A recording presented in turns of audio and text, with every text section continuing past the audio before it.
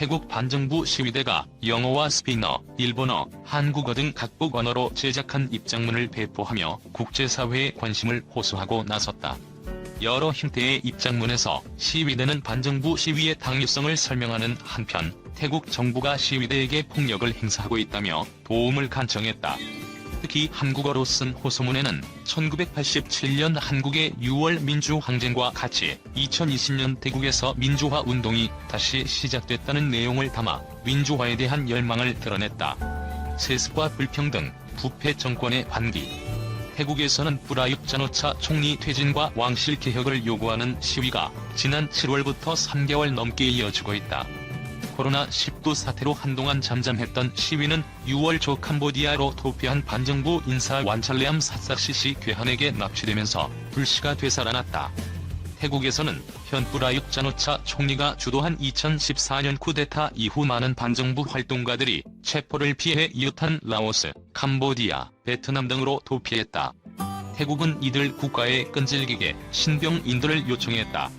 이 과정에서 반정부 인사 중 최소 8명이 행방불명됐고 일부는 숨진 채 발견됐다. 현지 인권단체는 권력에 의한 강제적 실종이라고 주장하고 있다. 여기에다 거대 보호인 레드불의 창업주 손자 뺑소니 사망사고에 대해 검찰이 7월 불기소를 결정한 것도 공분을 일으켰다. 기득권층끼리 뭉쳐 정의를 훼손했다는 것이다. 젊은이들의 분노는 식을 줄 모르고 확산했다. 과거 집회가 탁신 친나와 전 총리를 지지하는 서민층인 레드셔츠 주도로 이루어졌다면 이번에는 교복을 입은 고등학생부터 대학생 그리고 20에서 30대 직장인까지 거리로 나왔다. 물대포와 최루탄으로 맞서는 태국 정부.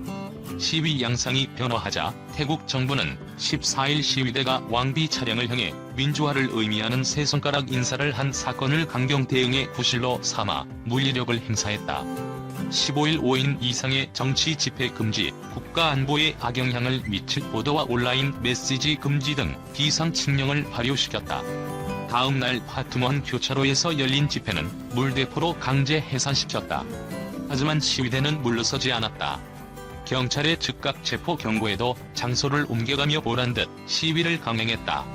정부가 시위 규모 축소를 위해 방콕 도시 철도인 스카이 트레인과 지하철 주요 환승역을 폐쇄했지만 퇴근길 직장인까지 가세하면서 덩치를 키운 시위대는 도심을 가득 메웠다. 17일 집회 참석 인원은 경찰 추산 2만 명으로 물대포 진압이 있었던 하루 전보다 도리어 2배 늘었다. 시위대는 현장 집회와 더불어 SNS를 통해 전 세계의 태국 상황을 알리는 온라인 시위도 전개하고 있다. 각국 언어로 제작한 호소문에서 정부가 오물을 넣은 고수 앞 물대포와 최루탄을 동원해 일반 시민까지 무차별 공격하고 있다고 목소리를 높였다. 세습과 불평등, 부패 정권을 참을 수 없어 거리로 나섰다고 강조했다. 더는 고삐 풀린 잔혹한 독재를 견디지 않을 것이라고 의지를 다졌다. 1987년 우리나라 6월 민주항쟁을 언급하며 지지를 호소했다. 태국 국적으로 한국에서 그룹 EPM 멤버로 활동 중인 군도 폭력은 용인할 수 없다. 모두 안전하길 바란다며 현 상황을 에둘러 비판했다. 하지만 프라윕 총리는 시위가 거세진다면 야간 통행금지 시행도 가능하다며 강경한 입장을 밝혀 군부의 무력 진압에 90여 명이 숨진 2010년 유혈 사태가 재현될 수 있다는 우려가 짙어지는 모양새다. 다음은 시위대가 배포한 한국어 호소문 중 한 가지다. 문법에 맞지 않는 부분도 많으나 원문 그대로를 살려 전문을 소개한다. 지금 태국 국민들은 군부 독재 정권과 싸우고 있습니다. 2014년 5월 22일 일어난 쿠데타 이후로 태국인들은 군부 독재의 억압 하에 살아왔습니다. 태국 군부는 6년이란 기간 동안 시민을 침묵시키고 억압하기 위해 제동 불가능한 수준의 막대한 영향력을 행사하여 왔습니다. 우리 태국 시민은 더는 견제 없이 고삐 풀린 잔혹한 독재를 견디지 않을 것입니다. 태국은 의견 표출을 위해 많은 것을 감당해야 하는 나라입니다. 군부를 향해 올바른 비판의 목소리를 내어온 많은 용감한 활동가들과 학생들이 협박, 폭행, 추방 등의 비참한 결과를 맞이해왔습니다. 태국 군부는 반대파를 억압하고 언론을 통제하며 집회를 금지함으로써 인간에게서 떼어놓을 수 없는 천부 인권인 표현의 자유를 억압했습니다. 2017년 군부의 강한 영향력 아래에 제정된 현 헌법은 태국 시민의 자유와 기본권을 대가로 군사 정부에게 더 큰 권력 남용의 여지를 부여하고 있습니다. 부패한 태국 사법체제는 지배계층을 떠받치고 피지배계층의 사람들이 설 곳을 없애는 군부의 무기로서 이용되고 있을 뿐입니다. 여러분의 관심이 필요합니다. 우리는 지금 나 자신을 넘어 내 사랑하는 가족과 친구의 목숨까지를 담보로 내걸어 진실의 목소리를 내야 하는 나라에 살고 있습니다. 그렇기에 우리의 외침이 더 널리 울려 퍼질 수 있도록 지구촌 시민 여러분의 도움과 지지가 간절합니다. 1987년 한국의 6월 민주항쟁과 같이 2020년 태국에서 민주화 운동이 다시 시작됐습니다. 여러분이 사랑하는 태국에서 민주화 운동이 일어나고 있다는 사실을 널리 알려주세요. 최근 유럽은 확진자가 3월 첫 정점 때보다 3배나 늘어 누적 확진자가 700만 명에 이르고 있습니다.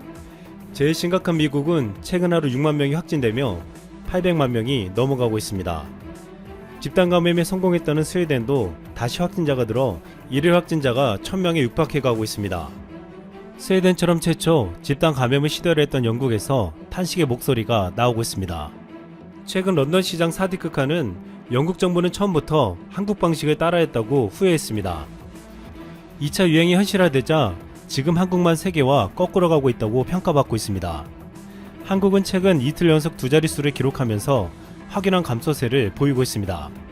최근엔 2달 동안 이어온 사회적 거리두기 2단계가 지난 12일 1단계로 완화되었습니다.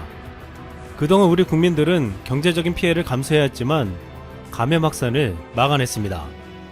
이를 보고 데일 피셔 WHO 글로벌 발병 대응 네트워크 의장은 한국처럼 코로나 바이러스를 억제하는데 성공한 나라는 전 세계 어디에도 없다고 말했습니다.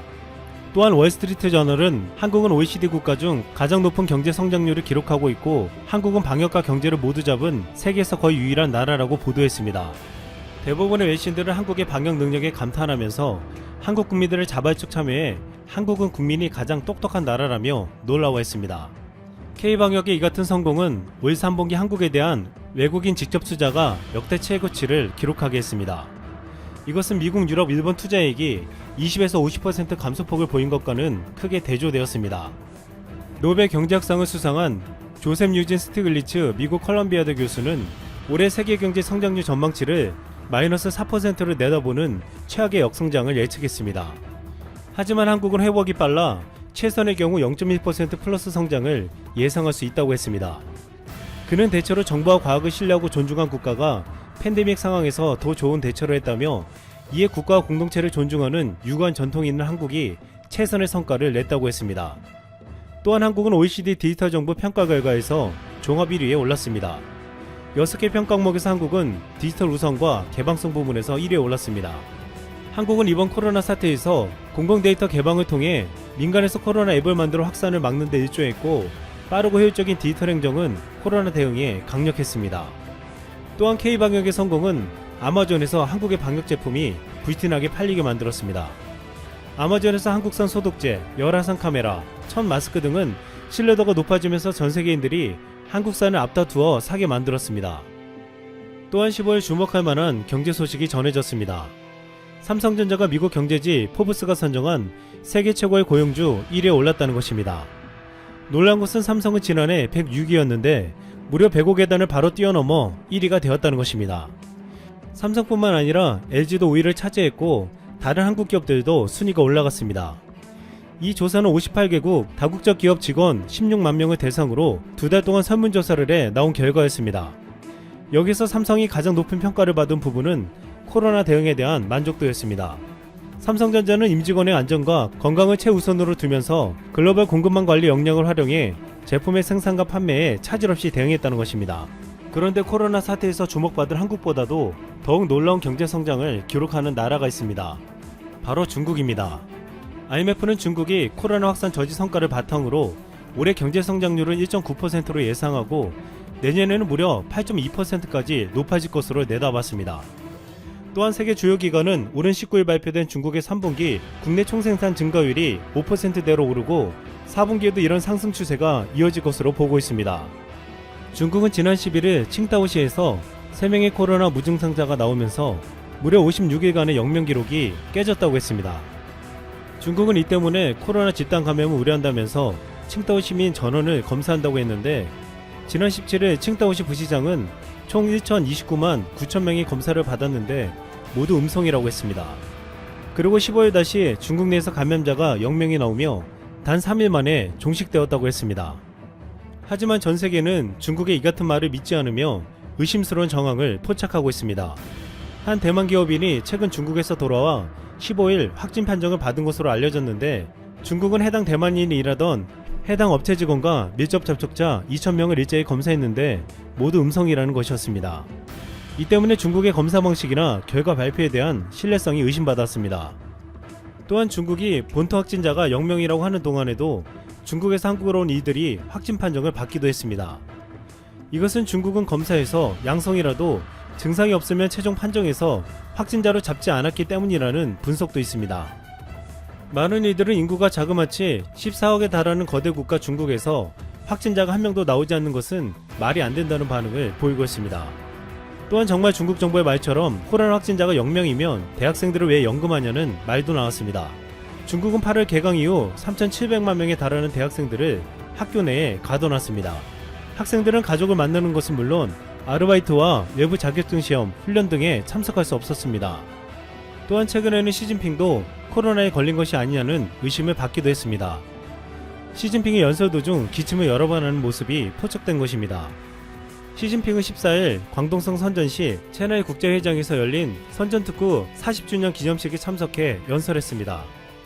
하지만 연설 시작 45분이 지났을 무렵 시진핑이 갑자기 연거푸어 3차례 기침하면서 연설이 10초간 중단되었습니다. 연설을 생방송하던 중국 관역 CCTV는